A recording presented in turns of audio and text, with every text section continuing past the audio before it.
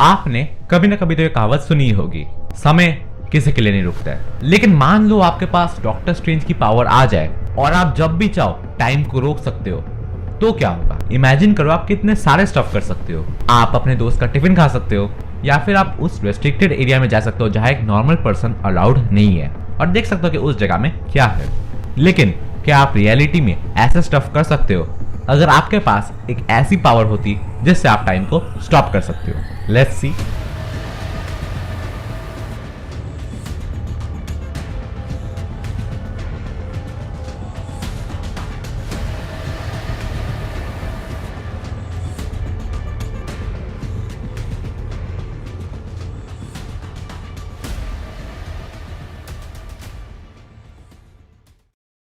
Time को रोकने से मेरा मतलब है सब कुछ रुक जाएगा, सब कुछ, इवन फोटोन्स भी रुक जाएंगे।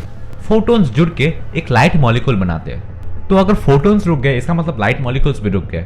और हमने स्कूल में ही पढ़ा है, light is something that makes vision possible. Light की वजह से ही आप मुझे इस वीडियो में देख पा रहे हो, और अगर लाइट नहीं हुआ तो आपकी आंखों के सामने अंधेरा छा जाएगा और आप कुछ भी नहीं देख पाओगे। और अगर सब कुछ रुक जाएगा तो इसका मतलब एयर भी रुक जाएगा और एयर ट्रैवल नहीं करेगा, और अगर एयर ट्रैवल नहीं करेगा तो साउंड वेव्स भी एयर में ट्रैवल नहीं करेंगे, और अगर साउंड वेव्स एयर में ट्रैवल नहीं करेंगे तो आप सुनोगे कैसे? इसका मतलब आप अगर टाइम को स्टॉप करते हो तो आप ब्लाइंड और डेफ हो जाओगे। लेकिन ब्लाइंड और डेफ होने से कोई मतलब नहीं बनता है, क्योंकि अगर आप टाइम को स्टॉप करते हो तो आपका खेल खत्म हो जाएगा।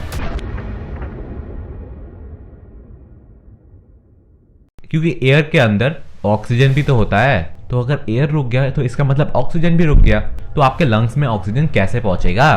तो इसका मतलब अगर आपके पास एक पावर आती है टाइम को स्टॉप करने की, और अगर आप टाइम को स्टॉप करते हो तो आपको इस दुनिया को अलविदा कहना पड़ेगा।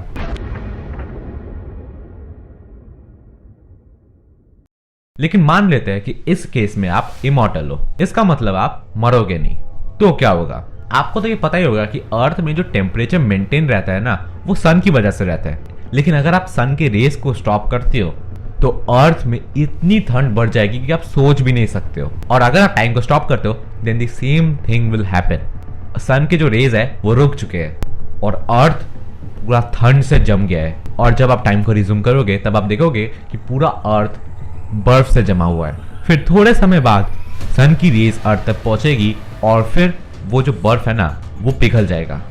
लेकिन उतने टाइम तक कोई भी नहीं बचेगा। अगर आप इसे सुन के डर रहे हो तो ये तो कुछ भी नहीं है। आइंस्टाइन के रिलेटिविटी थ्योरी में आइंस्टाइन ने ये स्टेट किया था कि टाइम और स्पेस इंटरकनेक्टेड है और इंटरडिपेंडेंट भी है।